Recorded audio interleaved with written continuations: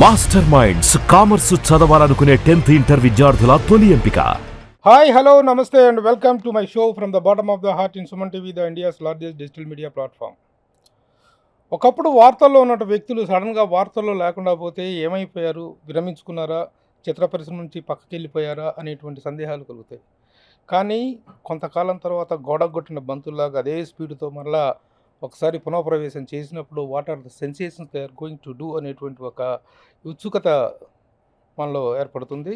అలాంటి ఒక ఇంట్రెస్టింగ్ కంటెంట్తో మళ్ళీ మన ముందుకు రాబోతున్నారు ఒకప్పటి ప్రముఖ దర్శకులు, రచయిత, పత్రికా సంపాదకులు అయినటువంటి అలాని శ్రీధర్ గారు.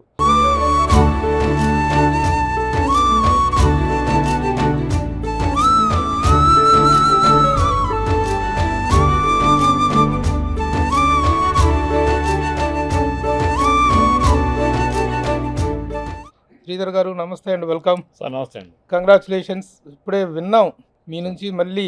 ఒకప్పుడు అలాని శ్రీధర్ అంటే ఇటు పత్రికా రంగంలో కానీ, ఇటు సినిమా రంగంలో డైరెక్టర్గా కానీ, ఒక సీరియల్ రచయితగా, అన్ని విధాలుగా స్టూడియో అధినేతగా, నిర్మాతగా, ఇన్ని విధాలుగా ఒక సెన్సేషనల్ ఎరా నడిచింది మీది. Thank you. అది తర్వాత మళ్ళీ చాలా గ్యాప్ వచ్చింది. గ్యాప్ వచ్చిన తర్వాత మళ్ళీ ఎక్కడ శ్రీధర్ అనుకున్న టైంలో ఇప్పుడు చాలా మంచి ప్రాజెక్ట్స్తో మీరు రాబోతున్నారని తెలిసింది. ఫస్ట్ మీరు చేయబోతున్న ప్రాజెక్ట్స్ ఏంటో మనం తెలుసుకున్న తర్వాత మీ ఫ్లాష్ బ్యాక్లోకి వెళ్దాం. ఫ్లాష్ బ్యాక్లో చాలా వివరాలు, విశేషాలు ఉన్నాయి. ఏంటి ప్రస్తుతం ఏం చేయబోతున్నారు? ప్రభు గారు మీలాంటి సీనియర్ జర్నలిస్టు, మీడియా సెలబ్రిటీ నన్ను ఇంటర్వ్యూ చేయడం చాలా సంతోషం నాకు. అయితే ఇప్పుడు నేను పత్రికలకి అంటే వార్తలు లేను కానీ పనిలో మాత్రం ఉన్నానండి. ఈ కాలం ఎప్పుడు గ్యాప్ లేకుండా ఉన్నాను. ఇప్పుడు ఫిల్మ్ మీడియా డిజిటల్ కంటెంట్ అని ఒక ప్రొడక్షన్ హౌస్ స్టార్ట్ చేశాను.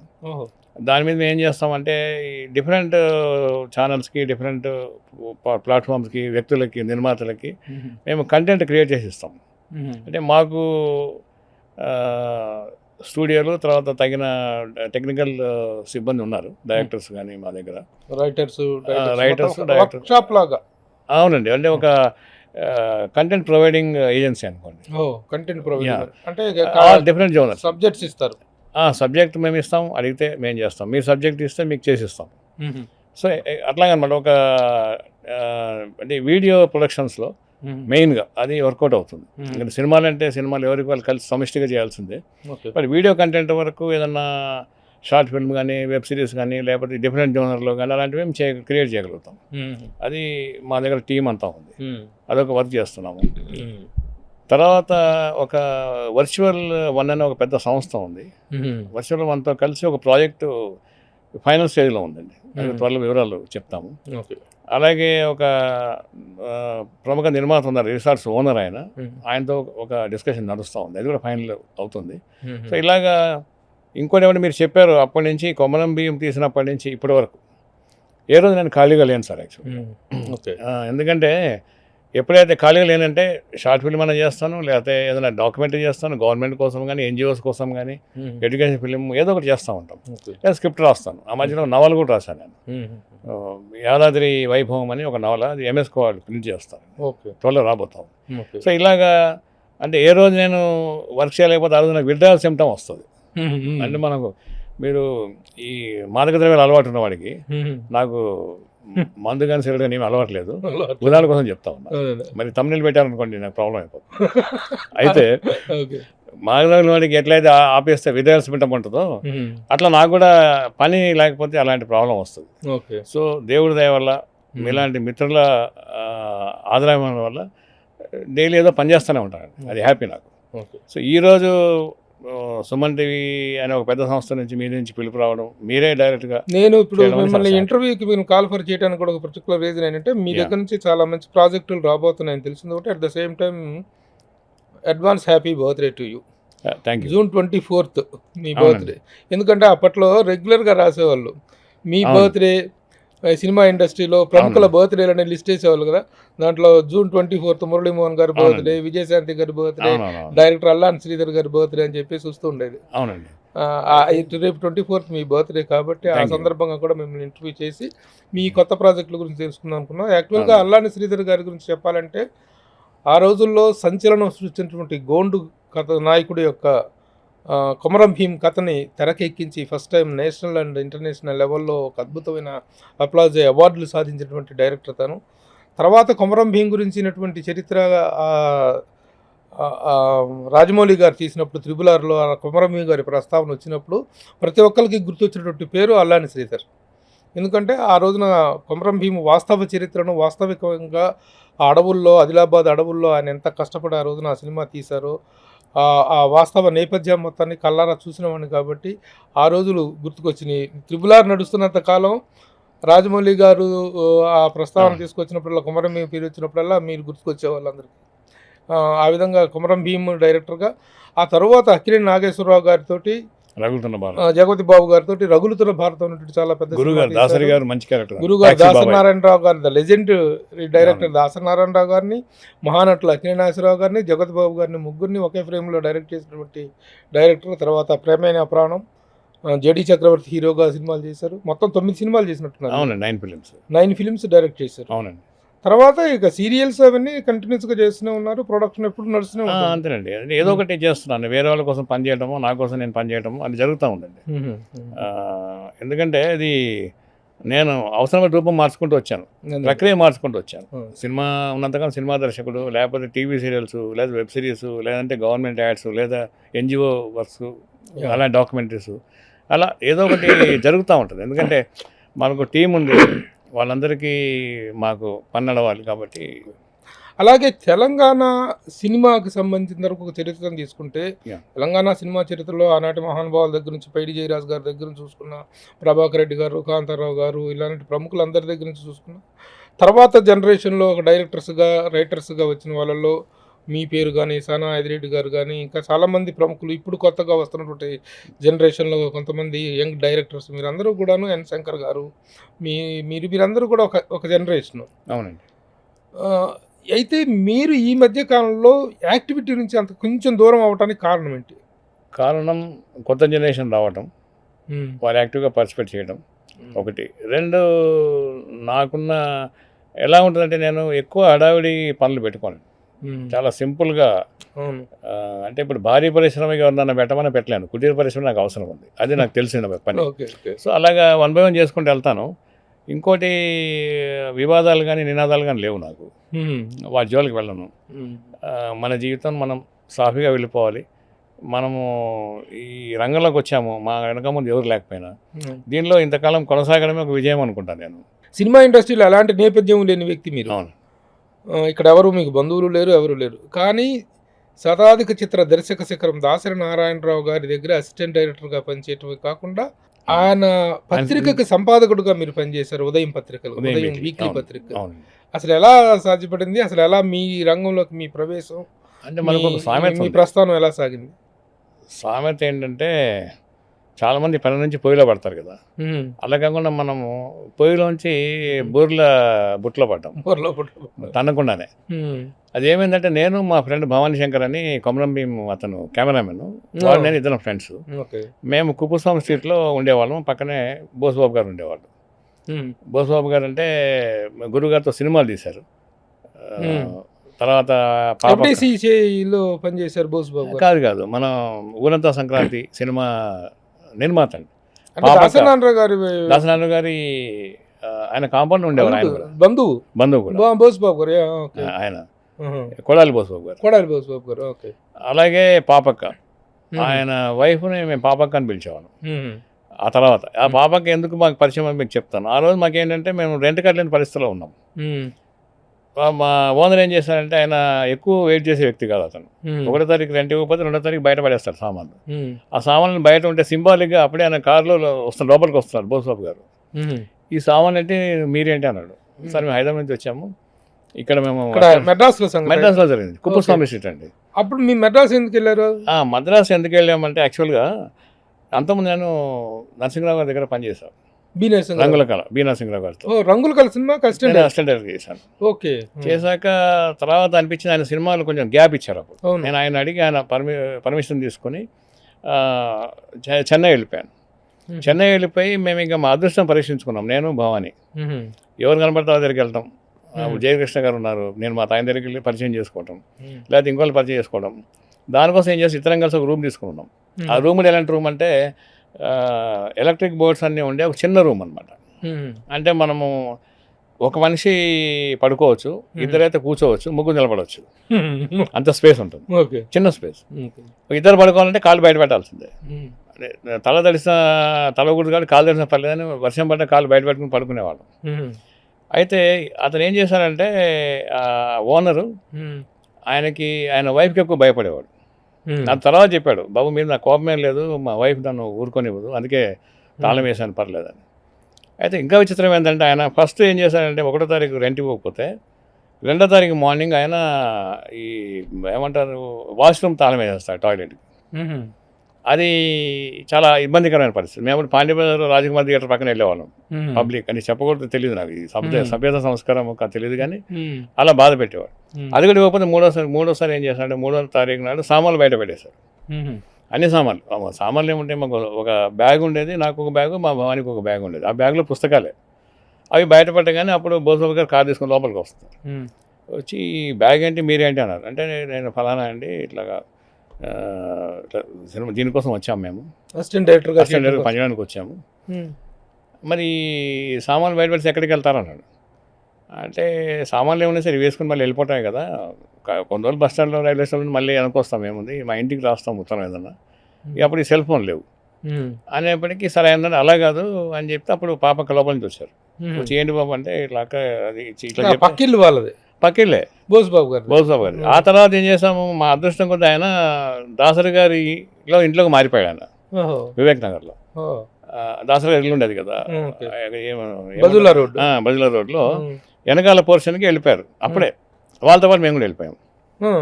వెళ్ళిపోయిన తర్వాత పోర్షన్లో ఒక కాస్ట్యూమ్ అసిస్టెంట్ ఉండేవాడు, కెమెరా అసిస్టెంట్ ఇద్దరు ఉండేవాళ్ళు, ఒక మేకప్ అసిస్టెంట్ మేము ఇద్దరం. దాసరి గారి ఇంటి వెనకాల అవుట్ హౌస్లో పాపకు వాళ్ళు ఉండేవాళ్ళు. పాపకి ఎంత మంచి మనిషి అంటే ఆమె పాపం ఎట్లాగా ఒక తమ్ముడు కంటే ఎక్కువ చూసుకునేది మా అందరినీ. ఏమయ్యా తిన్నారు మీరు లేదా ఏంటి అట్లా పట్టించుకునేది ఆమె. నేను చెప్పాను, సార్ ఉండడానికి ఇచ్చారు, కానీ గురుగారు కూడా నేను పనిచేయాలి ఆయన దగ్గర అని చెప్పాను. తీసుకెళ్ళి పరిచయం చేశారు ఆయన. చేస్తే ఆయన తల్లిదండ్రులు కూడా చూడలేదు నన్ను. సరే అయితే అన్నాడు అంతే. గురువు భయం వేసేవాళ్ళు. అయితే నేను చేసిన హ్యాండ్ రైటింగ్ చాలా బాగుండేది.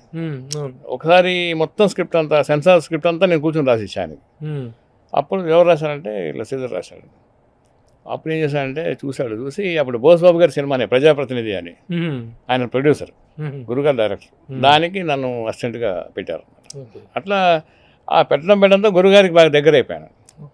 రైటింగ్ ఒకటి ప్లస్ స్క్రిప్ట్ కొంచెం డెవలప్ చేసే అవకాశం ఆయన ఇవ్వటం, మనం చేయటం అలాగా. దాని తర్వాత అది చూసి ఆయన ఉదయం పత్రికలో క్యాంపస్ రాయించారు. క్యాంపస్ సీరియల్ రాయించారు. సీరియల్ బాగానే ఆ రోజు హిట్ అయిందండి. హిట్ అయిన తర్వాత ఏం చేశారు, గురుగారు వస్తూ ఒకసారి వీక్లీ ఎడిటర్ పోస్ట్ ఖాళీ ఉంది, నువ్వు చేశాను. గురుగారు మరి నాకు ఎడిటర్గా అనుభవం లేదు, అనుభవం అదే వస్తుందయ్యా, జడ్జిమెంట్ ముఖ్యం, అది ఉంది కదా అన్నారు. అంతే ఏకదమ్ నేను ఎడిటర్ అయిపోయాను. ఒక గొప్ప విషయం ఏంటంటే నా ప్రాంతం అడగలేదు ఆయన, నా మతం అడగలేదు, నా కులం అడగలేదు, తెలీదు గురువుగారికి. అది ఇట్స్ ఎ గ్రేట్ మ్యాన్. ఆయన ఎప్పుడు తలుచుకున్నా కళ్ళం నీళ్ళు. మన ఇద్దరికి ఒక చిన్న కోఇన్సిడెంట్ చెప్పుకోవచ్చు. నేను సీనియర్ని, ప్రజాప్రతినిధికి మీరు అసిస్టెంట్ డైరెక్టర్గా చేసే టైంకి నేను అసిస్టెంట్ డైరెక్టర్గా 3 సినిమాలు చేసి ఖాళీ అయిపోయి ప్రజాప్రతినిధి షూటింగ్కి మార్నింగ్ బ్రేక్ఫాస్ట్ మధ్యాహ్నం లంచ్ గడిచిపోద్దని ప్రజాప్రతినిధి షూటింగ్ దగ్గరకు వచ్చిస్తుండేవాడిని. అవును, నేను అఫిషియల్ అసిస్టెంట్ డైరెక్టర్ కాదు ప్రజాప్రతినిధి, కాదు, కానీ అసిస్టెంట్ డైరెక్టర్ చేశా. అప్పటి నుంచి మన పరిచయం. అవును, అలా వచ్చిన వ్యక్తి సామాను హౌస్ ఓనర్ సామాను బయటికి విసిరేస్తే ఆ విధంగా గురుగారి దగ్గర ఆశ్రమం పొంది ఆయన పత్రికకి ఎడిటర్ అయ్యి దాంట్లో సీరియల్ రాసి ఆయన పత్రిక ఎడిటర్ అవుతాడు. అవునండి, నిజంగా ఇందాక చెప్పింది కరెక్ట్. పొయ్యిలో నుంచి కాదు, పొయ్యిలో నుంచి పెన మీద పట్టం కాదు, బూరెల పొట్లో పడ్డట్టు. పొయ్యిలో నుంచి డైరెక్ట్గా బూరెల పొట్లో పడ్డాను. అంతకుముందు 2 సినిమాలు చేశాను నేను సాయి చంద్ గారితో, వాళ్ళతో కలిసి చేశాను. రాజసేనన్ ఒక మలయాళ డైరెక్టర్ రాజసేనన్ అని, అర్ధరాత్రి హత్యలను సినిమా తీశాడు ఆయన. అంతకుముందు సినిమా నేను పనిచేశాను ఆయనతో, ప్రళయం అనే సినిమాకి. ఓకే, అట్లా పనిచేశాను. కానీ ఒక దాసరి గారు లాంటి ఒక ప్రముఖ దర్శకుడి దగ్గర, ఒక లెజెండ్ దగ్గర పనిచేయాల్సిన ఉండే కోరిక ఉండే, దాంట్లో ఇలా తీరింది అది. తర్వాత గురుగారు చాలా బాగా రిసీవ్ చేసుకునేవాళ్ళు. ఎట్లా అంటే ఒక సొంత బిడ్డలాగా చూసుకునేవాడు ఆయన. అది చాలా గ్రేట్. అట్లాగే పద్మమ్మ గారు కూడా. అందుకే పద్మమ్మ గారు పోయినప్పుడు నేను ఒక యాడ్ ఇచ్చాను. మా అమ్మ పోయింది, తిన్నావా అని అడిగే మా అమ్మ పోయిందని రాశాను. పిలిచారు గురుగారు, పిలిచి చాలా ఫీల్ అయ్యాను నేను. అంటే ఎట్లా అంటే అసలు గురుగారు చెప్పారు, ఆయన దగ్గర ఉండేప్పుడు వీడికి కొంచెం మొహమాట ఎక్కువ, అడిగి భోజనం చేయకపోతే అడిగి పెట్టాలన్నాడు. ఆమె నన్ను పిలిచేది ఒకసారి. పిలిస్తే నేను నీకు అడిగితే కానీ తిన్నవంటగా మొహమాట కదా గురుగారు చెప్తా ఉన్నారని. లేదే జోక్గా చెప్పారమ్మా, నేను తినకుండా ఎలా ఉంటాను, ఆకలేసి అడుగుతా కదా అని చెప్పాను. ఇలాంటి కుటుంబం సంబంధించిన ప్రేమలు ఎక్కడో తెలంగాణ ప్రాంతం వెళ్ళిన నాకు చాలా కనెక్ట్ అయిపోయింది. మా అమ్మనే మా వాళ్ళకి కనిపించింది ఇద్దరిలో కూడా. అట్లా ఆయనతో చాలా కాలం చేసిన చివరికి ప్లేస్ ఎక్కడ యాక్చువల్గా? మెదక్ జిల్లా. ఏ ఊరు? మెదక్లో సంగారెడ్డి అని ఉంటుంది. సంగారెడ్డి దగ్గరలో మా ఊరు. అయితే హైదరాబాద్లో మాకు ఒక ఇల్లు ఉండే చిక్కడపల్లిలో. అక్కడి నుంచి వెళ్ళినప్పుడు నా రైలు ప్రయాణం పెద్ద కథ అంతా ఏడుస్తూ పంపించారు నన్ను. మామూలుగా ఏమంటారు, సైనికుల్లో ఆర్మీ రిక్రూట్ అయిన వాళ్ళు కూడా అంత వీడుకొని ఉండదు, కన్నీటికి వీడుకోవడం. ఇది మెడ్రాస్ వెళ్తున్నప్పుడు అంటే మా అమ్మను వదిలిపెట్టి ఉండేవాడిని కాదు కదా, దగ్గర చాలా క్లోజ్లీ ఇంటెడ్ ఫ్యామిలీ ఉండేది. అట్లా ఆయన నాతో నవలు రాయించారు, సీరియల్, నన్ను పత్రిక ఎడిటర్ చేశారు. దాని తర్వాత నేను ఒక సినిమా తీశారు, పనవీర చక్ర అని. పనవీర చక్రాలో హీరో బాలకృష్ణ గారు 2 క్యారెక్టర్లు వేస్తారు. ఒకటి పోలీస్ ఆఫీసర్, ఒకటి సినిమా నటుడు, సినిమా హీరో. ఆ సినిమా హీరో ఆయన వృత్తిలో భాగంగా కొమరం భీమ్ అని ఒక క్యారెక్టర్ వేస్తాడు. ఆ క్యారెక్టర్ వేసినప్పుడు గురుగారు నన్ను బాలకృష్ణ గారు పరిచయం చేసి, బాలకృష్ణ గారు చాలా గ్రేట్ మ్యాన్ అండి, అస్సలు ఎలాంటి భేషం లేని వ్యక్తి ఆయన. మనం బయట చూసే దానికి ఆయన పర్సనల్ చేసిన మీకు తెలిసి ఉంటుంది, మీరు చాలా క్లోజ్. ఆయన చాలా అద్భుతమైన వ్యక్తిత్వం అయింది. ఆయన అడిగేవాడు, శ్రీధర్ గారు మీ కొమరంలా ఉన్నానా, కొమరం భీమ్ గెటప్ బాగానే ఉందా, మీసాలు అన్నీ బాగానే ఉన్నాయా అనేవాడు. బొట్టు బాగున్నాయి సార్ అని చెప్పేవాడు. గురుగారు ఏం చేశారు, ఆ సినిమాలో నేను కూడా కనబడతాను. ఆ సినిమా డైరెక్ట్ చేసిన డైరెక్టర్గా నన్ను పెట్టాడు ఆయన. అది నేను ఊహించాను. కొమరం భీమ్ డైరెక్టర్ మీరు కాబట్టి అది క్యారెక్టర్ చేసిన. బట్ అలా అయినప్పటికీ కూడా అంత పెద్ద ఆయన, అది ఆయన సౌజన్యమే. Is a great man. అది ఆయనతో ప్రయాణం చివరిదాకా గడిచింది. అలాగే డైలీ సీరియల్స్ అనేటువంటి ఆ రోజుల్లో విపరీతమైన పాపులారిటీ. అవును, చాలా ఒక ఎరా నడిచింది డైలీ సీరియల్స్ అనేటువంటి. ఒక 5-6 సంవత్సరాల పాటు దినపత్రికల్లో విపరీతంగా, ముఖ్యంగా ఉదయంలో. దాంట్లో ట్రెండ్ సెట్టర్ మీరే. క్యాంపస్ అనేటువంటి ట్రెండ్ సెట్టింగ్ సీరియల్ అది. అవునండి. అది రాయటం ద్వారా మీకు వచ్చినటువంటి పాపులారిటీ, దాన్ని ఎలా ఎంజాయ్ చేశారు అప్పట్లో? అది నేను ఊహించలేని పాపులారిటీ. అది అంతకుముందు కంటే కూడా అప్పుడు చాలామంది నాకు ఉత్తరాలు రాసేవాళ్ళు, ఇట్లా చేసేవాళ్ళు. తర్వాత ఎక్కడ పైన గుర్తుపట్టేవాళ్ళు. క్యాంపస్ అనేది జార్జ్ రెడ్డి కథ యాక్చువల్గా. అది జార్జ్ రెడ్డి కథను బేస్ చేసుకొని ఒక ఆల్ఫా హోటల్లో అది బుల్లెట్స్ గుర్తులుండేవి. షూటింగ్ ఎప్పుడో జరిగినప్పుడు. తర్వాత అది జార్జ్ రెడ్డికి సంబంధించిన కాదు, వేరే. అక్కడ చూసాక అనిపించింది, ఒక విద్యార్థులు పనిచేసే క్యాంపస్లో ఈ బుల్లెట్లు ఏంటి, రాజకీయాలు ఏంటి. విద్యార్థి రాజకీయాలు మంచివే, కానీ ఇలాంటి హింసను ప్రేరేపించే రాజకీయాలు ఏంటి అని అనిపించింది. దాన్ని బేస్ చేసుకుని కొంత వర్క్ చేసుకుని చేశాను. ఫిక్షన్ నేను రాసింది, జార్జ్ రెడ్డి కథ కాదు. జార్జ్ రెడ్డి గారు బేస్ చేసుకుని హీరో పేరు రాజిరెడ్డి అని పెట్టాను. అట్లా స్టార్ట్ చేశాను. అది బాగానే వెళ్ళింది. అంటే అప్పుడంతా ఆ యవనం ఉత్సాహం ఉంటుంది కదా, ఆ టైప్లో ఉండేది. రగులుతున్న భారతం ఒకటి పెద్ద సెన్సేషన్. ముగ్గురు ఈ రోజున టాప్ పర్సనాలిటీస్, దాసరి నారాయణరావు గారు, అక్కినేని నాగేశ్వరరావు గారు, అవును, జగత్ బాబు. అప్పుడు సినిమా పత్రిక కవర్ పేజ్ చేసిందండి. కవర్ పేజ్ చేసినప్పుడు చిరంజీవి గారు స్విచ్ ఆన్, అక్కినేని నాగార్జున గారు క్లాప్ ఇచ్చారు. తర్వాత నాగేశ్వరరావు గారు ఉన్నారు, దాసరి గారు ఉన్నారు, నేనున్నాను. ఆ మొత్తం అంతా సినిమా పత్రికలో వచ్చింది. అయితే ఏమవుతుందంటే దానిలో అది చాలా సుబ్రహ్మణ్యంగా దానికి రైటరు, దానికి నిర్మాత కూడా ఆయన. దానికి నందమూరి కూడా వచ్చింది బెస్ట్. అయితే ఏమైందంటే ఎర్లీ సక్సెస్ అనేది ఒక మనిషిని మిస్లీడ్ చేస్తుంది. అంటే బిగినింగ్లో ఎక్కువ సక్సెస్ అయిన వాళ్ళు. అంటే ఇంకొకటి కూడా పెద్ద కాంట్రాస్ట్ ఏంటంటే, కొమరం భీమ్ లాంటి ఒక ఆఫ్ బీట్ ఫిల్మ్ అవును తీసిన తర్వాత, ఒక వాస్తవ నేపథ్యంలో ఒక గోండు వీరుడు కథ తీసిన తర్వాత, రగులుతున్న భారతంలో ఒకేసారి ఇంత పెద్ద ప్రమోషన్ అని మొత్తం అంతా షాక్ అయింది ఇండస్ట్రీ. అవును, మధ్యలో ఇంకో చిన్న సినిమా ఒకటి చేసినట్టున్నారు కదా? లేదు, రెండో సినిమా కొమరం భీమ్ తర్వాత రగులుతున్న భారతం. దానికి షాకింగ్ ప్రమోషన్ అది. అవునండి, అది ఎందుకంటే ఉత్తమ దర్శకుడు అవార్డు రావటం, ఇది కొమరం భీమ్కి జాతీయ సమగ్రత చిత్రం అవార్డు రావటం, అవార్డు వచ్చే సమయంలో నేను కొమరం భీం ఒక కష్టాల కడలి అది. అవును. ఆర్థికంగా చాలా రకాలు. మీరే నిర్మాత దానికి? నేనే నిర్మాత, ఒక నిర్మాత. One of the ప్రభుత్వ సహాయంతో నిర్మాత, ఒకనే నిర్మాత నేనే. ప్రభుత్వం ఇచ్చింది కదా మీకు కొంత ఫండ్ ఇచ్చింది. అదే ట్రైబల్ వెల్ఫేర్ అది డిపార్ట్మెంట్, ఆదివాసీ చిత్రం నుండి. ఆదివాసీ ఇదేను. వాళ్ళు ఇచ్చారు కానీ అది సరిపోలేదు, ఏ పార్టీకి సరిపోలేదు. అది డాక్యుమెంటరీ కోసం అని అనుకుని దాన్ని నేను సినిమా కింద మార్చుకున్నాను. సరిపోకపోతే బయట చేశాను, ఇలా చేశాను. అలాంటప్పుడు నేను చెన్నై వెళ్ళిపోయాను. చెన్నైలో ఏదైనా వర్క్ చేస్తామని వెళ్ళాను. ఆ టైంలో నాకు ఇక్కడి నుంచి ప్రొడక్షన్ మేనేజర్ ఫోన్ చేశాడు, ఇట్లా మీకు అవార్డు అనౌన్స్ చేశారు, బెటర్ కమ్బ్యాక్ అని. నేను ఇంక వద్దనే వెళ్ళిపోయాను. ఈ సినిమా ఇంకా అవ్వదు, చేయదు, దీన్ని ముందుకెళ్ళదు అనే ఉద్దేశంలో నిరాశలో ఉన్నప్పుడు అవార్డు వచ్చింది. వెనక్కి వచ్చాను. అక్కడి నుంచి నిరుత్సాహాన్ని వదిలేసి ఉత్సాహంగా ముందుకు వెళ్ళిపోయాను. అక్కడి నుంచి సినిమా ప్రయత్నం చేయడం, ఆ సినిమాని రిలీజ్ చేయడం కోసం ప్రయత్నం చేయడం 18 ఏళ్ళు పట్టిందండి. 19 అవార్డు వస్తే 2010లో రిలీజ్ అయింది సినిమా. అది ఏది? Komaram commercial release. అవార్డు అయితే అప్పుడే వచ్చింది. అవార్డు 90లో వచ్చింది, 91లో అనౌన్స్ అయింది. బట్ 18 years తర్వాత అది రిలీజ్ నోచుకుంది. అది అంటే యావజ్జీవ శిక్ష వేసిన 14 సంవత్సరాలే ఉంటుంది యాక్చువల్గా. నాకు 4 సంవత్సరాలు ఎక్కువ పడింది ఆ సినిమా విషయాల్లో.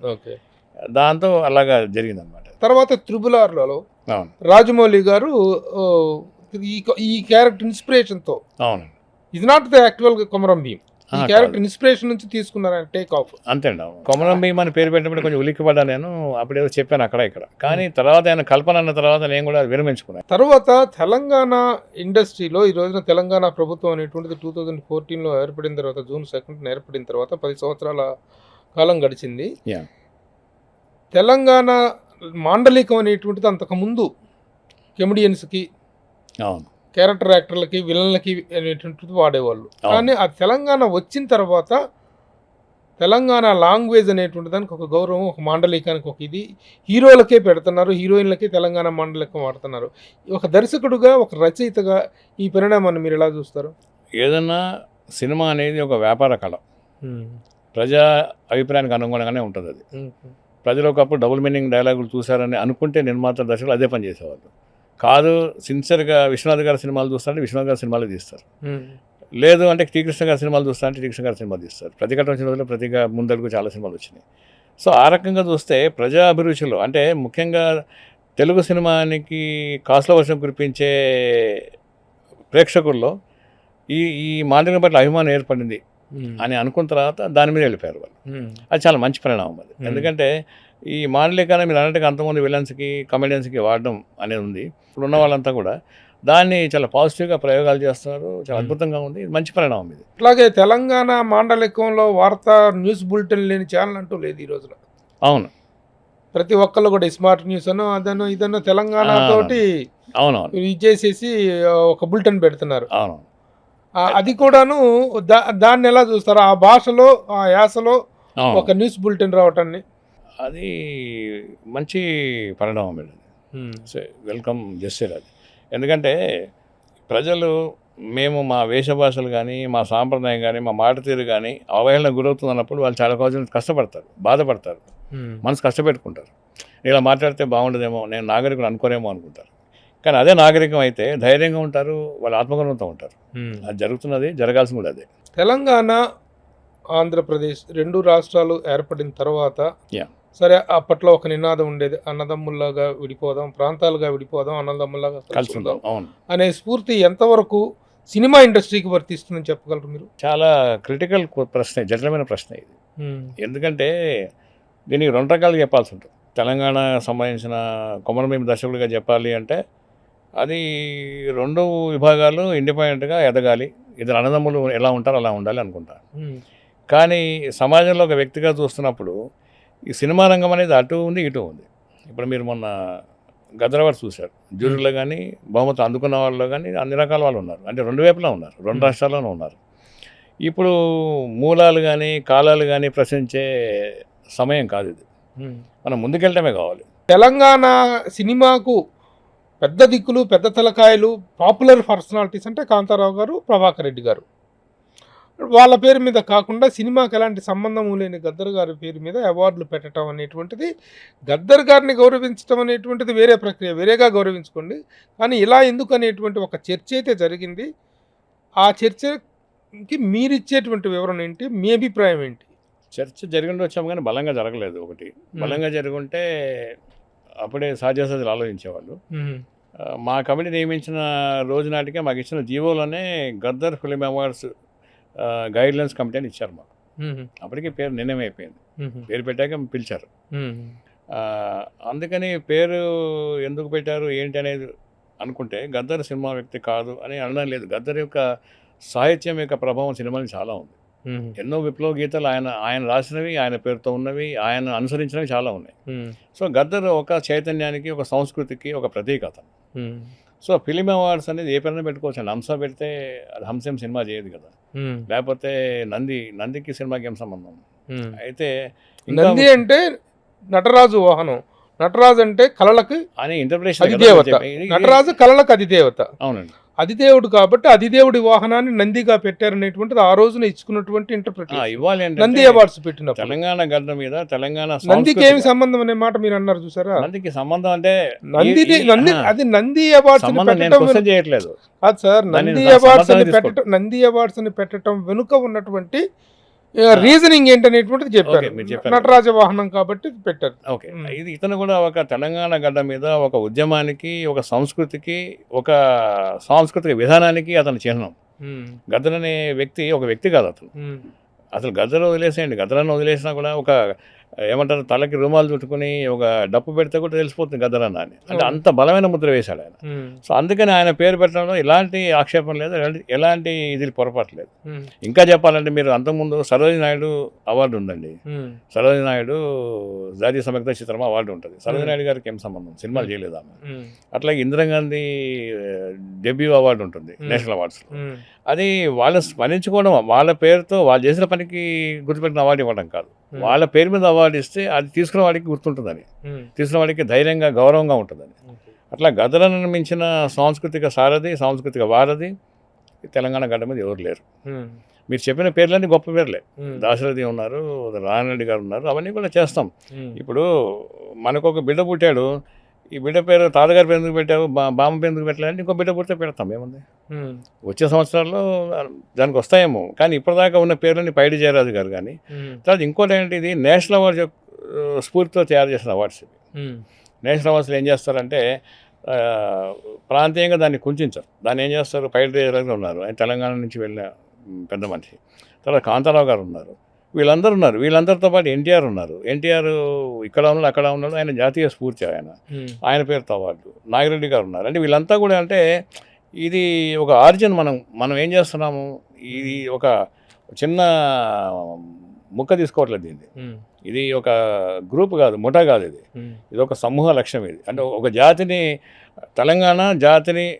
తెలంగాణ జాతి సినిమా వాళ్ళని అందరినీ గౌరవిస్తుంది చెప్పడం ఆ యొక్క స్ఫూర్తి, ఆ ఉద్దేశం, ముఖ్యమంత్రి గారి ఉద్దేశము, ఉప ముఖ్యమంత్రి గారు కానీ, వాళ్ళ మంత్రిమండలి తీసుకున్న నిర్ణయాలు కానీ నాకు అనిపించింది అట్లా వాళ్ళతో మాట్లాడినప్పుడు.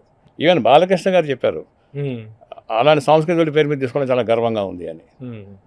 ఆయన మించిన ఇంకెవరుంటారు పెద్దవాళ్ళు. మరొక విమర్శ కూడా ఒకటి బాగా అనిపించింది, చెప్పండి. ఈ నంది మొన్నటి అవార్డ్స్ విషయంలో యండమూరి వీరేంద్రనాథ్ గారికి రఘుపతి వెంకయ్య అవార్డు ఇవ్వటం అనేటువంటి దాని పట్ల మీకున్నటువంటి అభిప్రాయం ఏంటి? ఆయనకి ఏ విధంగా ఈ అవార్డు ఇవ్వటం అనేటువంటిది రిలవెంట్ అనేటువంటి ప్రశ్న మిమ్మల్ని అడిగే ముందు నేను ఒక వివరణ చెప్తా యండమూరి వీరేంద్రనాథ్ గారి గురించి. తెలుగు నవలా ప్రపంచంలో యండమూరి వీరేంద్రనాథ్ గారు అనేటువంటి వ్యక్తి ఒక game changer, is a trend setter. ఒకప్పుడు రచయిత్రుల ఆధిపత్యంలో ఉన్నటువంటి నవలా ప్రపంచాన్ని మగవాళ్ళ ఆధిపత్యంలోకి తీసుకొచ్చి ఒక 2 దశాబ్దాల పాటు ఉర్రూతలోగిచ్చినటువంటి వ్యక్తి, no doubt about that, he's a person to be honoured. But Raghupathi Venkaiah award అనేటువంటి దాని యొక్క వ్యవస్థాపిత లక్ష్యం ఏంటి? అలాగే సెంటర్లో కూడా దాదాసాహెబ్ ఫాల్కే అవార్డు యొక్క వ్యవస్థాపిత లక్ష్యం ఏంటంటే జీతం తీసుకున్న వాళ్ళకి కాదు, జీతం ఇచ్చిన వాళ్ళకి ఇచ్చే అవార్డు. అంటే నిర్మాతలకి, స్టూడియో అధినేతలకి, ఇన్ఫ్రాస్ట్రక్చర్ ఓనర్లకి, ఉపాధి, చిత్ర పరిశ్రమలో ఉపాధి కల్పించిన వాళ్ళకి ఇవ్వాల్సినటువంటి ఒక అవార్డు అది.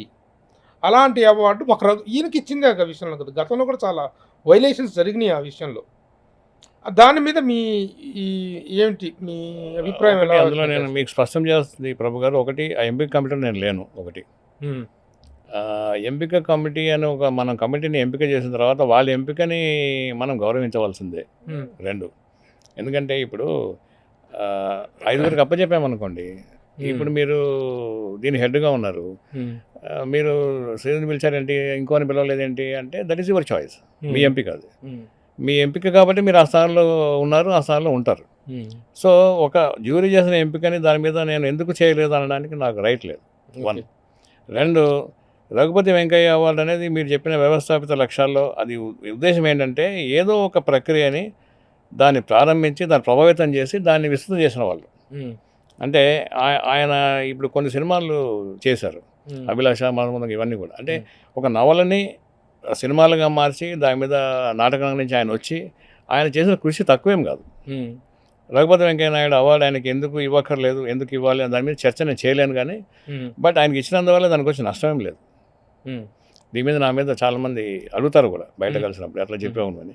కానీ ఎందుకంటున్నా అంటే ఆల్రెడీ ఇచ్చేశారు, ఇచ్చిన వ్యక్తి తక్కువడేం కాదు, నో వే. అదే మరి 100% ఈ డిజర్వ్స్ టు బి ఆనర్డ్. ఇప్పుడు అల్లాని శ్రీధర్ ఉత్తమ దర్శకుడు అవార్డు ఇస్తే బాగుంటుంది. అల్లాని శ్రీధర్కి తీసుకుపోయి గ్రేట్ ఫైట్ మాస్టర్ అనే అవార్డు ఇచ్చాను అనుకోండి, నేను నాకు సంస్థ ఇచ్చింది అనుకోండి, ఎలా how irrelevant it will be. ఆ ఇర్రెలవెన్స్ గురించి నేను అడుగుతుంది, అది జరిగింది అని చెప్తున్నా. Irrelevance about the award, not about the greatness of Yandamuri Veerendranath. అంటే ఏమవుతుందంటే యండమూరి వీరేంద్రనాథ్ అనే వ్యక్తి ఆయన అక్షరాల వెంట పరుగులు పెట్టినటువంటి రోజులు ఎవడూ మర్చిపోలేడు. ఆ రోజు అయితే ఆయన అక్షరాలని, అది నేను అడుగుతుంది, అదే ఆ ఇర్రెలవెన్స్ గురించి. ఆయన అక్షరాలని సినిమాలుగా మార్చి అక్షర లక్షలు చూసేట్టుగా, ప్రజలు చూసేట్టుగా చేసిన ఒక వ్యక్తి. అతని జీవితంలో ఒక జీవన సాఫల్యం ఉందండి అతను. దానివల్ల రఘుపతి వెంకయ్య అవార్డు అలాంటిది ఆయనకి. 1. 2 సమర్థించడానికి చాలా కష్టపడుతున్నట్టు. కష్టపడకాలి. ఎందుకు కష్టపడతామంటే ఇప్పుడు ఒక ఎంపికని మనం క్వశ్చన్ చేస్తే మన ఎంపిక వేరే ఉంటుంది. ఇప్పుడు నేను మిమ్మల్ని మీరు అనుకుంటారు నేతలు ఇచ్చి ఉండమని కాదు, అవార్డు వదిలేయండి, సినిమా చూస్తాం మనం. సినిమాలో మనం ఏం చేస్తాము, అరే నేను డైరెక్ట్ ఇలా చేసేవాడిని కాదు, క్లైమాక్స్ మార్చేవాడిని. మార్చేవాళ్ళే, కానీ మార్చలేరు, ఎందుకంటే మీరు అక్కడ లేరు కాబట్టి. రఘుపతి వెంకయ్య అవార్డు అనేది ఒకటి, దాదాసాహెబ్ ఫాల్కే అవార్డు అనేటువంటి ఎప్పుడో వ్యవస్థాపిత లక్ష్యాలకు దూరంగా వెళ్ళిపోయి సంబంధం లేని వ్యక్తులకు ఇవ్వటం ఆనవాతి అయిపోయింది. అర్హులకు ఎప్పుడు వస్తాయండి? ఒక రామారావు గారిని తీసుకోండి, ఒక సూపర్ స్టార్ కృష్ణ గారిని తీసుకోండి, ఒక దాసరి నారాయణరావు గారిని తీసుకోండి, ఈవెన్ టుడే మోహన్ బాబు గారిని తీసుకోండి. 84 సినిమాలు తీసుకున్నటువంటి నిర్మాత ఆయన. ఎంతోమంది ఇన్ఫ్రాస్ట్రక్చర్ ఓనర్స్ ఉన్నారు, కృష్ణరాజు గారు ఉన్నారు, గతించిన వాళ్ళలో ఉన్నారు. తర్వాత తెలంగాణ ఏర్పడిన తరువాత తెలంగాణలో సినిమాతోటి ఒక విశేష అనుబంధాన్ని పెంచుకున్నటువంటి మీలాంటి వ్యక్తులు కొంతమంది ఉన్నారు. మీ పాత్ర ఏమిటి, మీకు వస్తున్నటువంటి గౌరవం ఏంటి? ఇప్పుడు చెప్తున్నా నేను, ఏది ఈ జనరేషన్లో తెలంగాణ రాకముందు మీరందరూ కూడాను ఒక ప్రముఖ వ్యక్తులుగా ఉన్నటువంటి వ్యక్తులు. మీరు అల్లాని శ్రీధర్, డైరెక్టర్ టి ప్రభాకర్, పైన నిర్మాత కమ్ దర్శకుడు సానా యాదిరెడ్డి గారు, ఇంకా చాలా మంది ఉన్నారు ప్రముఖులు. ఎన్ శంకర్ గారు, డైరెక్టర్ ఎన్ శంకర్ గారు. ఏది ఈ ప్రజెంట్ జనరేషన్ కావండి, ఇది మన వంశీ పైడిపల్లి గారు, ప్రేమరాజు ఉన్నారు, తర్వాత సయ్యద్ రఫీ ఉన్నారు, తర్వాత హరీష్ శంకర్ గారు ఉన్నారు. మీరందరూ ఇప్పుడు ప్రజెంట్ జనరేషన్లో కొంచెం ఇదిగా ఉన్నటువంటి వాళ్ళు. మీ అందరి ప్రాతినిధ్య విలువ ఏంటి? మీ అందరికీ తెలంగాణ ప్రభుత్వంలో కానీ ఈ కమిటీస్లో కానీ, ఇక నిర్మాతగా దిల్ రాజు గారు ఉన్నారు, మీ అందరికీ తెలంగాణ పరంగా ప్రభుత్వ కమిటీస్లో కానీ వాటిలో వస్తున్నటువంటి ఇది ఎలా ఉంది? అయితే ఇది ఏంటంటే ఇది ఒక ప్రాసెస్ అండి, ఇది రాజకీయపరమైన విధానం. అది రాజకీయం ఎప్పుడు ఎలా ఉంటుంది ఏంటంటే మనం గెస్ చేయలేము, దాన్ని ప్రభావితం చేయలేము. అప్పుడు ఒక ప్రభుత్వం, ఇప్పుడు ఒక ప్రభుత్వం ఉంది, వీళ్ళ ప్రాధాన్యత వేరే ఉంటాయి, వాళ్ళ ప్రాధాన్యత వేరే ఉంది. తెలంగాణ వచ్చిన కొత్తలో కదా నిధులు నియామకాలు అన్నారు, కొంతకాలం గడిచిపోయింది. వీళ్ళు వచ్చిన తర్వాత వీళ్ళు ఈ ప్రాధాన్యత అంశాలు వీళ్ళకు ఉన్నాయి, అవార్డ్స్ టేకప్ చేశారు. అవార్డ్స్ అనేది ఒక ముందడుగు, అంటే మేబీ ఒక స్టెప్ అనమాట. మేమందరం మనందరం సంతోషపడాల్సిన విషయం ఏంటంటే ఏమి లేని చోట ఒక అడుగు ముందుకు పడింది. 60 అవార్డులు 1-2 అవార్డుల మీద విమర్శలు వస్తే వచ్చిండు కాక, కాకపోతే ప్రాసెస్ అంటే భయపడుతుంటే అవ్వదు, అంటే వస్తుందేమో అని చెప్పి ఏమి చేయకుండా ఉండడం కాదు. అది చేసిన వాళ్ళకే చెట్టు మీదే ఏమంటారు, పనిచేసిన వాటి మీదే ప్రశంసలు వస్తాయి, విమర్శలు వస్తాయి. ఓకే. కాసిన పండ్లు కాసిన చెట్టుకి రాళ్ళు పడతాయి. ఓకే. అలాంటిది చేశారు కాబట్టి ఈ ప్రాసెస్ మీద నాకు నమ్మకం ఉంది. అంటే వీళ్ళు మంచి పని చేశారు ఇంతకాలానికి అని అనిపిస్తూ ఉంది. ఓకే. రేపొద్దున ఏంటంటే ఒక ప్రయత్నం మొదలెట్టాక దానిలో ఇది ఒక పెద్ద మిషన్, ఇది ఒక మహాయంత్రం. ఇది ఈ వ్యవస్థ, సినిమా అవార్డుల వ్యవస్థ కానీ లేదా సినిమా రంగ ఏమంటారు ఈ ఫిలిం పాలసీ కానీ ఒక పెద్ద వ్యవస్థ అండి అది. ఓకే. అది చేసుకుంటూ వెళ్తారు. ఇంకా వన్ బై వన్ చేసుకుంటూ వెళ్తారు. దాని లోపల మార్చుకుంటారు. మళ్ళీ ఇప్పుడు మీలాంటి వాళ్ళని పిలుస్తారు, మిగతా వాళ్ళని పిలుస్తారు, అందరితో కూర్చోబెడతారు, మాట్లాడతారు. అది ప్రాసెస్, అది takes its own time. Okay. అట్లాగే హోప్ఫుల్గా ఉన్నాను నేను. పాజిటివ్ సానుకూల దృక్పథంతో చెప్తున్నా ఈ మాట. ఓకే. మీ జర్నీలో ఫర్దర్ స్టెప్గా ఇందాక మీరు చాలా చెప్పారు, story content providers, digital content, ఇవన్నీ అడుగులు ముందుకు పడుతున్నట్టు. అవునండి. అట్లాగే మీరు పొలిటికల్ పార్టీలకి కూడా ప్రచార గీతాలు రాయించడం, ప్రచార చిత్రాలు తీయటం అనేటువంటిది కూడా జరిగింది. లేదండి, జరుగుతుంది కూడా కదా. లేదు, రాజకీయ పార్టీలకు నేను ఎప్పుడు పనిచేయలేదు. ప్రభుత్వాలకు పనిచేశాను. వైఎస్ఆర్తో ఉన్నప్పుడు ఆయన కోసం పనిచేసాను. జలయజ్ఞం మీద యాడ్స్ చేశాం. తర్వాత ప్రభుత్వానికి చేశాను. ఇప్పుడు ప్రభుత్వానికి కూడా చేశాను, రైతు సంబంధించినవి. తర్వాత యాడ్ ఏజెన్సీ ఉందా? ఉందండి, film media productions private ad agency మీద చేశాను. అయితే ఇవేంటంటే నేను నా చాయిస్ ఎట్లా ఉండేదంటే ప్రచార చిత్రాలు కాదు, అవగాహన చిత్రాలు నేను చేసేవాడిని. ఓకే. ప్రచార చిత్రాలు చాలామంది చేస్తారు. నేనేంటంటే ఇప్పుడు నేను చేసిన వాటిలో బాగా నాకు పేరు తెచ్చింది వచ్చిరాని వయసు అని ఒక సినిమా, స్కూల్ పిల్లల కోసం సినిమా చేశాను నేను. అంటే 8-9 కౌమార దశలో ఉండే ఆడపిల్లల్లో, మగపిల్లల్లో ఉండే వాళ్ళ సహజమైన శరీరంలో మార్పులు వాళ్ళు అర్థం చేసుకోలేక దాన్ని ఇంకోటి అనుకుని వేరే దారి వెళ్ళకూడదని చేసిన సినిమా వచ్చిరాని వయసు అని. అది బాగానే స్కూల్స్లో వేసాం, చాలా బాగా. అట్లాగే గుడ్ టచ్ బ్యాడ్ టచ్ మీద ఒక సినిమా చేశాం, 2 ఫిలిమ్స్ చేశాం మేము. అది కూడా అన్ని స్కూల్లో బాగా ప్రచారం అయింది. అంటే గుడ్ టచ్ బ్యాడ్ టచ్ అంటే చిన్నపిల్లలకి ఎలాంటి టచ్ మంచిది, ఈవెన్ మగపిల్లలు కూడా, పసి వయసు పిల్లలు ఏదైనా ఒకటి టార్గెట్ వాళ్ళు. సో వాళ్ళకి చెప్పడం అవేర్నెస్ ప్రోగ్రామ్స్. తర్వాత అటవీ సంపద గురించి, విద్యా వ్యవస్థ గురించి, రైతుల గురించి ఇలా ఎక్కువ చేసి వచ్చాం. అంటే ఏంటి, నాకు జాబ్ సాటిస్ఫాక్షన్ ఎక్కువగా ఉంటుంది. జాబ్ సాటిస్ఫాక్షన్ ఉంటుంది కానీ దానికి అది బేరీ వేసుకోము. మనకు వచ్చే ప్రాజెక్ట్ బ్రహ్మాండంగా చేస్తాము. 10 రూపాయలు వస్తే మనం 9 రూపాయల పైన ఖర్చు పెట్టేస్తాము. ప్రాజెక్ట్ బాగుంటే ఇంకోసారి పిలుస్తారు మనల్ని, అంతే. ఇప్పుడు సినిమా రంగంలో ఏంటంటే, సినిమా రంగంలో మనం చేసే పనే మనకి ప్రచారం. ఎవడో మనం రికమెండ్ చేయడు, వీడు బాగా చేశాడంటే మళ్ళీ పిలవమంటారు, సింపుల్ అండి. అలాంటి దానిలో నడుస్తూ ఉంది, ఏజెన్సీ ఉంది. పవన్ కళ్యాణ్ గారికి కూడా ఈ మధ్య చేసినట్టున్నారు వాళ్ళ శాఖకు. అంటే వాళ్ళ శాఖ కోసం చేశాను కొన్ని, అంటే పంచాయతీరాజ్ సంబంధించిన కొన్ని చేశాను మా యూనిట్ ద్వారా. అది పవన్ కళ్యాణ్ గారు ఎలా చేస్తామంటే, నా పని విధానం ఎలా ఉంటుందంటే, నాకు వచ్చిన పని నేను చేయడం కాదు, మీకు వచ్చిన పని కూడా నేను చేసి పెడతాను అనమాట. సపోజ్ మీరు ఒక పని తెచ్చుకున్నారు, మనం డిస్కస్ చేస్తాము, చేసి సబ్ కాంట్రాక్ట్ తీసుకుని కానీ కొంత మా ఎక్విప్మెంటో లేకపోతే మా కాన్సెప్టో కంట్రిబ్యూట్ చేస్తాం. అలాగా అంటే రోజు మనకి పనులు రావు కదా. సో 10 రోజులు పనులు ఉంటే ఆ పనుల్లో 10 మందికి చేస్తాం అనమాట, ఎవరు పిలిస్తే వాళ్ళు. అది అట్లాగా జరుగుతూ ఉంది. ప్రచార చిత్రాలు చేయట్లేదు కానీ ప్రబోధ చిత్రాలు చేస్తున్నారు, అవగాహన చిత్రాలు.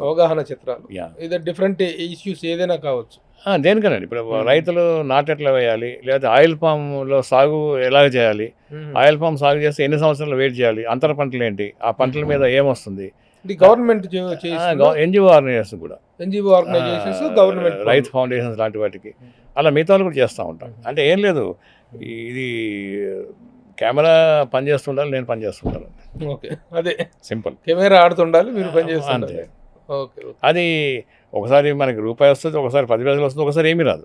Even then will happy. అంటే లైఫ్ సెటిల్డా ఇన్ని సంవత్సరాలుగా ఇండస్ట్రీలో, ఇంట్లో సామాను బయటపడేయించుకునేటువంటి పరిస్థితుల్లో అసిస్టెంట్ ఇంట్లో సామాను కొనే పరిస్థితికి వచ్చాము. ఇంట్లో సామాన్ ఇంట్లోనే ఉండే పరిస్థితి వచ్చింది. అయితే ఏంటంటే సెటిల్డ్ అనే దానికి నాకు ఒకటి, బుద్ధుడి మీద సినిమా చేశాను నేను, తథాగత బుద్ధ అని. సద్గురు శివానందమూర్తి గారు చాలా గ్రేట్ మ్యాన్ అండి, ఆయన దానికి రచన. రాజ్ కందుకూరి గారు నిర్మాత దాన్ని 50 దాదాపు 50 days ఆడింది. మొత్తం నార్త్ ఇండియాలో హిందీలో చేశాను, హిందీ తెలుగు 2. తెలుగులో 4 weeks, అక్కడ 50 days పైన ఆడింది. తర్వాత యూట్యూబ్లో దాన్ని దాదాపు 1.5 మంది చూశారు. ఇంకా ఉండేది చూస్తూనే ఉన్నారు. అయితే దానిలో బుద్ధుడు ఏమంటాడంటే కోరిక దుఃఖానికి కారణం అంటాడు. నేనేమంటానంటే పోలిక దుఃఖానికి కారణం అంట. ఎవరితో పోల్చుకోవద్దు. నేను నా ఎవరితో నేను పోల్చుకోను. ఆయన గొప్ప డైరెక్టర్, ఆయన డబ్బులు సంపాదిస్తాడు, హ్యాపీగా ఓకే దెన్. సో నేను నా పనిలో నేను మా ఇంటికి రెంట కట్టగలుగుతున్నానా, లేదా మా ఇంటికి సరుకులు తెచ్చుకోగలుగుతున్నానా, మా అమ్మాయి పెళ్లి చేయగలిగానా, అంతవరకు నేను చూసుకుంటా. అంతేగాని పెద్ద కార్లు వెళ్ళాలి, పెద్ద బిల్డింగ్లో ఉండాలనేది అది కోరిక అవుతుంది, పోలిక అవుతుంది. ఆ రెండు లేవు మనకి. నాకు లేవు, మా కుటుంబానికి లేదు. కొంతవరకు హ్యాపీ. అది హ్యాపీ లివింగ్. అంతేనండి. ఇద్దరు పిల్లలండి. మా వాడు కూడా అనుకోకుండా ఇదే లైన్లోకి వచ్చాడు. ఓకే.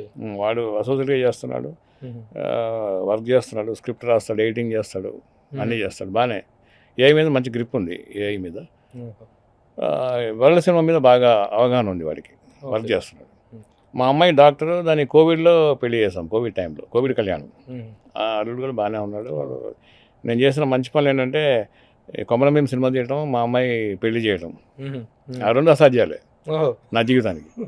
అమ్మాయి పెళ్ళి అంటే బోల్డ్ అంతా ఉంటుంది. అంటే కుదరాలి సంబంధం, బోల్డ్ డబ్బులు ఖర్చు పెట్టాలి, అందరినీ సంతృప్తిపరచాలి, తర్వాత కాపురం బాగుండాలి. లక్కీగా జరిగింది. సక్సెస్ కొమరం భీమ్ రిలీజ్ అవుతుంది. అంతేనండి. ఆ రెండు 9 సినిమాలు చేసి ఒక సినిమా సక్సెస్ రిలీజ్నే సక్సెస్గా అనుకుంటున్నారు. అవును. ఎందుకంటే అది ఇప్పుడు మనం ఏం చేస్తామంటే, మన ఎంతమంది పిల్లలు మన దగ్గర ఉన్నా ఒక పిల్లవాడు కొంచెం ఇంకా ఎదగలేదు, ఇంకా జాబ్లో రాలేదు అంటే వాళ్ళ గురించి టెన్షన్ పడతాం. వాడు చిన్న ఉద్యోగం వస్తే సంతోషపడతాం. అట్లాగా నాకున్న దాంట్లో నేను ఐఎమ్ హ్యాపీ నో, బాగానే ఉంది. కాకపోతే మీకు చెప్పే కదా, పోలిక లేదు నాకు ఎవరితో. So very good, congratulations. ఇప్పుడు మళ్ళీ మీరు చేయబోతున్నటువంటి వెంచర్స్, ముఖ్యంగా స్టోరీ ప్రొవైడింగ్, కంటెంట్ ప్రొవైడింగ్ అనేది చాలా మంచి నిర్ణయం. ఎందుకంటే ఈ రోజున కరెక్ట్ కంటెంట్ అనేటువంటిది లేక ప్రతి ఒక్కళ్ళు కంటెంట్ ఈజ్ ద కింగ్ అంటున్నారు. కానీ కంటెంట్ సరైనటువంటిది లేక నిర్మాతలు కథల కోసం పరాయి భాషల మీద, పరాయిల మీద ఆధారపడాల్సినటువంటి పరిస్థితి వస్తుంది. అలాంటి సమయంలో నిజంగా ఒక మంచి కన్స్ట్రక్టివ్ కంటెంట్ ఇవ్వగలిగితే మాత్రం డెఫినెట్గా మీ ప్రయత్నాలు సఫలీకృతం అవుతాయి. దర్శకుడిగా, రచయితగా మీ ప్రయాణం చక్కగా జరగాలని ఆకాంక్షిస్తూ, అభిలషిస్తూ, అభినందిస్తూ all the best and happy birthday Sridhar గారు. సుమన్ టీవీలో మీ పర్సనల్ అండ్ బిజినెస్ ప్రమోషన్స్ కోసం కింది నెంబర్కి కాంటాక్ట్ చేయండి.